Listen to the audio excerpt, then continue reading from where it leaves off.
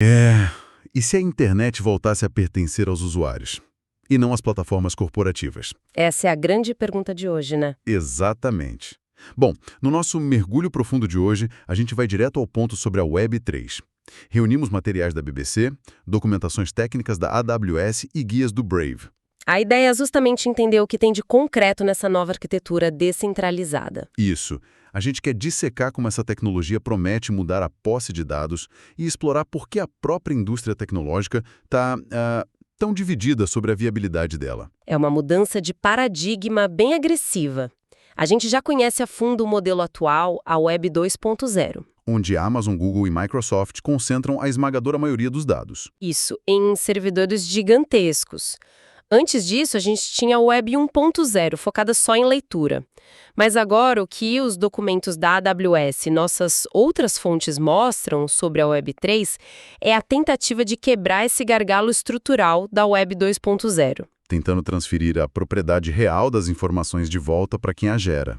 Perfeito. E para devolver essa propriedade, a arquitetura abandona o data center corporativo tradicional e adota os chamados nós descentralizados. Que, na prática, são servidores independentes espalhados pelo globo, passando a rodar uma rede blockchain. E aí é vital a gente reforçar que a blockchain, nesse contexto específico, atua como a infraestrutura de dados da rede. Indo muito além daquele uso puramente especulativo com criptomoedas que domina as manchetes. Exato. A blockchain atua como o sistema nervoso dessa nova web.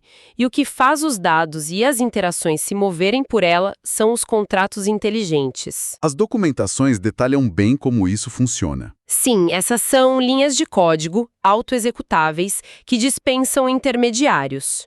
Funciona assim: se a condição X programada no contrato for atingida, a ação Y acontece automaticamente, Direto na rede. sem precisar de uma empresa carimbando ou autorizando a transação. E trazendo isso para a tela de quem está acessando a rede, a porta de entrada para esse ecossistema muda completamente. Sai de cena aquele clássico combo de e-mail e dezenas de senhas. E entra a carteira digital. Ela funciona como uma espécie de passaporte universal criptografado. A pessoa conecta essa carteira em um serviço e a identidade dela já está autenticada. O que representa uma mudança drástica na experiência de uso. E essa mesma carteira é o motor de uma nova economia digital descentralizada. É verdade, os artigos abordam bastante o impacto das finanças descentralizadas, o famoso ecossistema DeFi. Onde empréstimos e negociações ocorrem sem a necessidade de um banco centralizando a operação. E tem também um modelo Play to Earning ganhando muita tração. Nesses ambientes, o registro na blockchain garante que se alguém conquista um item raro ou um token, aquele ativo digital pertence de fato à pessoa. Podendo até ser comercializado fora daquele ecossistema específico, você tem a posse real. Mas, visualmente falando, quando a gente abre um aplicativo descentralizado chamado dApp, a interface é praticamente idêntica à de um app comum da Web 2.0. A complexidade fica operando silenciosamente nos bastidores. Só que o acesso a esses dApps levanta questões de segurança muito pertinentes. Algo que os guias do navegador Brave exploram em profundidade. Para interagir com aplicativos descentralizados em navegadores comuns, as pessoas geralmente precisam instalar extensões de terceiros. Para conseguir gerenciar as carteiras cripto.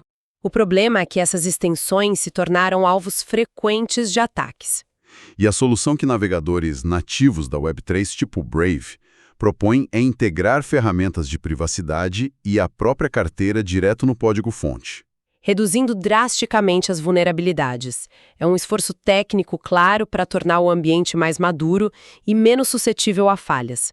Mesmo assim, cruzando as nossas fontes, fica muito nítido que o mercado está longe de um consenso. De um lado, a gente vê uma legião de desenvolvedores genuinamente otimistas. Trabalhando na visão de uma web democrática, que é um ideal que o Gavin Wood propôs lá em 2014. Mas a BBC destaca um ceticismo enorme vindo de figuras de peso da própria indústria. O Elon Musk, por exemplo. Que declarou ver o termo Web3 mais como uma jogada de marketing do que como uma realidade técnica concreta. E tem o Jack Dorsey, que levantou um alerta ainda mais estrutural, avisando sobre o risco de a Web3 ser dominada por fundos de capital de risco. Nessa perspectiva, o poder apenas mudaria de mãos, saindo das gigantes de tecnologia atuais e indo para os grandes investidores institucionais. E nós aqui não tomamos partido, apenas relatamos o que as fontes debatem. Mas é uma discussão super válida. Sem contar os gargalos técnicos que a própria documentação da AWS aponta como desafios massivos. A dificuldade de escalabilidade para processar milhões de transações por segundo e o alto impacto ambiental de algumas dessas redes. Que continuam sendo barreiras enormes para a adoção em massa. A arquitetura da rede está num ponto de inflexão fascinante. Misturando desafios técnicos complexos com uma mudança profunda de filosofia sobre controle digital. Então, a grande dúvida que os textos deixam no ar é se a Web3 vai mesmo conseguir redefinir o controle da internet. Ou se será lembrada apenas como um experimento tecnológico que não conseguiu escalar. O futuro ainda está nos repositórios de código, sendo escrito. E a gente deixa uma provocação final para nossa audiência refletir. Como seria a dinâmica cotidiana se a identidade online de cada indivíduo fosse totalmente portátil e inalterável? Um cenário onde não fosse mais necessário pedir a validação de nenhuma grande empresa de tecnologia para provar quem as pessoas são ao acessar qualquer serviço digital no mundo.